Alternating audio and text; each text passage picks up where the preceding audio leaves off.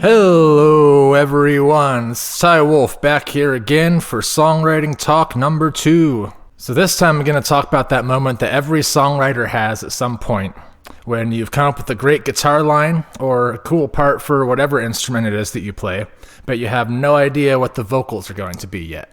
I have developed a method to help move past that awkward beginning phase in the songwriting process and start adding vocals to a composition right away.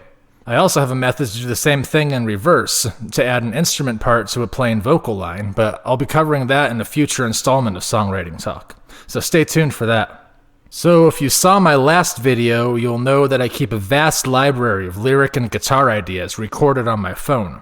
That's the first step in my songwriting process, is to get all of my ideas recorded, every single one of them, and keep them neatly cataloged to be referenced in the future. It's all like ammo we can use later on when we're stuck in that writer's block state, when you need that one little idea to kickstart the process and get your creative juices flowing, so to speak. So if you didn't see the previous video, I've provided a link somewhere down below in the description.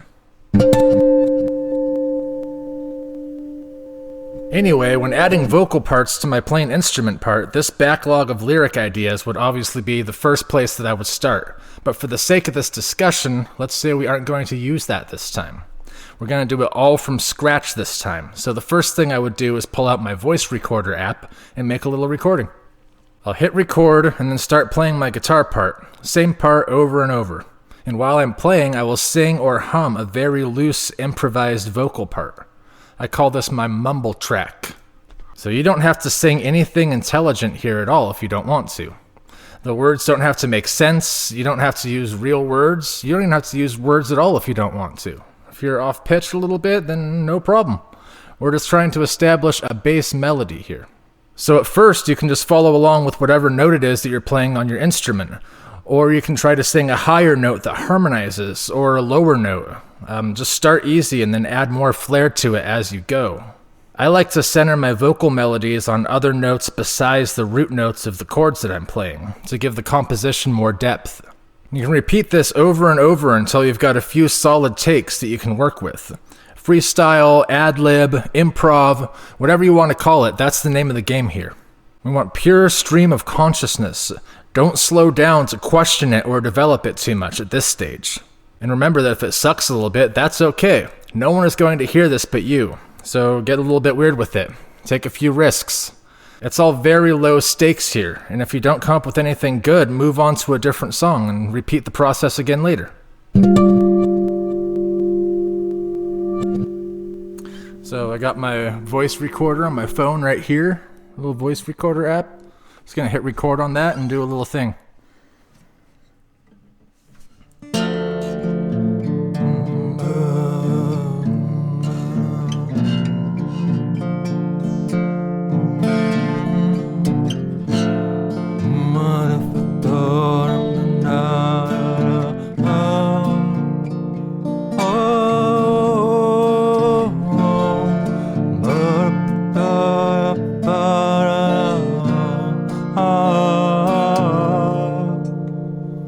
Something like that will work, just kind of mess around with a little bit.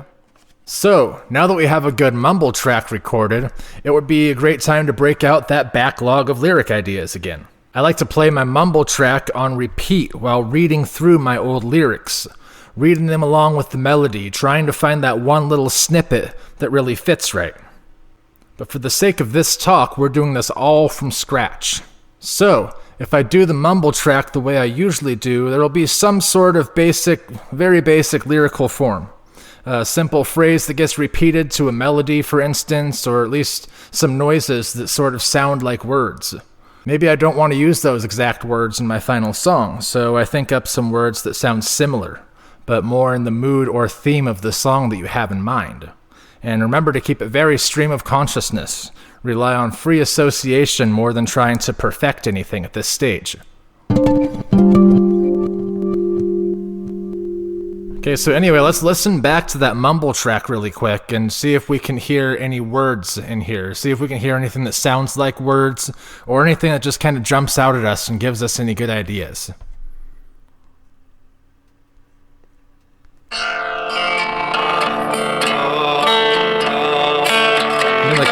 what if I've got...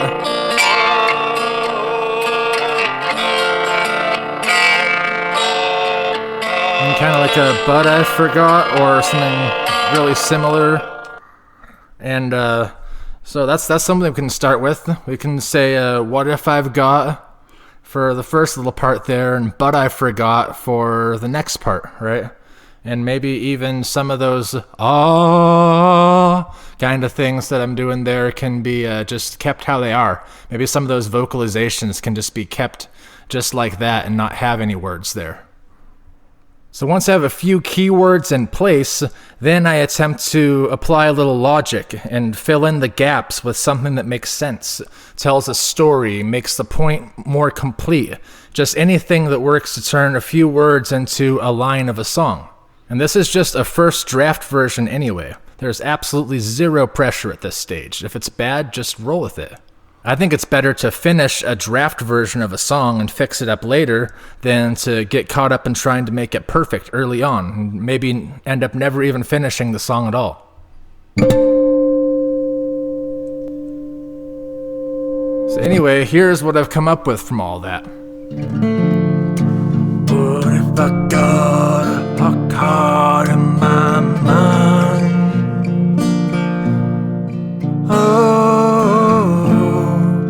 But I forgot I'm not feeling too fine. You know, it's definitely not a perfect set of lyrics. It's a little bit cheesy and doesn't make a whole lot of sense, but that's kind of just the theme of what we're doing here, just getting some ideas on the table. After you have one version of first draft lyrics, then try to brainstorm a few additional versions using the same method. These will become other parts of the song, your second verse, your repeated bars, whatever it is in your case. Now at this point, you should have a little bit of a theme going of some sort. What I mean by this is some sort of established syllable count per line, maybe even somewhat of a rhyme scheme if it's the song that rhymes. Now it doesn't have to rhyme. Rhyming is never a requirement. Avoiding rhymes can actually be an interesting stylistic choice sometimes. If you choose to make your lyrics rhyme, then maybe consider something more tricky than your typical end rhyme scheme. Anyway, I'm digressing a little. The point is, these little themes and rhyme schemes will help you build the additional lines of the song that use the same guitar part and the same melody. Count the syllables in a line you've already written and write a similar line with the same number of syllables. Repeat this for all of the lines of a verse and you have a second verse just like that. Likewise, you can take key words from a line of your first verse and think of new words that rhyme with that, and then fill in the gaps from there using logic like before to make an entire line, and then repeat that for all of the lines of the verse. And using a rhyme scheme instead of a syllable count this time, you've also generated a second verse just like that. So we're actually going to do a little bit of a combination of both of these methods in my demonstration here. We're going to do a syllable count, and we're also going to use some similar sounding words or some words that rhyme to what is existing already. So what I've been singing is, what if I've got her heart caught in my mind? That's 10 syllables. So now we need to come up with something that's very similar that also has 10 syllables. So I'll keep the what if as the starter. We can repeat that for the start of it. Say instead of I, we'll change the case now. We're talking about the other person. So we'll go, what if you? And then to continue that, what if we say, what if you got my? Right? We could be a little cheesy here and have the second verse just be like the first verse, but you turned it around on itself. You could have, what if you've got my heart caught in something else, right? Whatever. But we're not going to cop out like that. We're actually going to change it here. So that's 5 syllables accounted for. We just need to come up with the last 5. So I know instead of saying heart, we want to do something different, and there's a few options that we have, but I think I'm going to choose smart instead of heart for the second verse. So it'd be, what if you've got my smart? And what is smart? Let's say I have a really smart dog. Let's say, what if you've got my really smart dog in your sight, right? This is just an example, just to prove my point that I was talking about earlier. So that's going to be our lyrics for our second verse. So it's, what if I got her heart caught in my mind? What if you've got my smart dog in your sight? How about that? It's kind of a silly example, but I think it sums up what I'm going for here pretty nicely.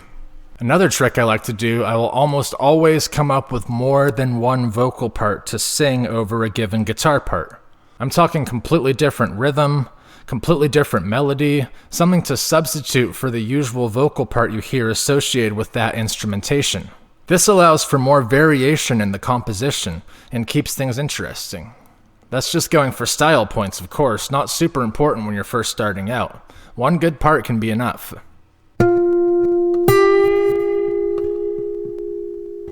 So hopefully if you follow all these steps, you'll have a decent melody and lyrics to go with your guitar part, or whatever your instrument of choice is. Essentially, we've built a set of lyrics out of absolutely nothing. You don't always have to be writing about something. You don't even have to have a point. A vocal part is just a melody and words, and you can sort of just smash together random improvised ideas until something clicks. There's a lot of freestyle and keyword association involved here. A lot of lame ideas you're going to have to be throwing out. A lot of revisions to be done after the process is complete.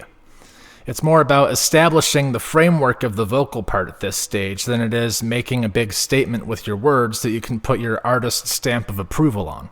You can change it later so you're saying something that you really mean. This just puts you a lot closer than where you started. A lot closer than staring at that blank page waiting to be struck by inspiration. So quit waiting, break out some techniques, some life hacks if you will, and start writing.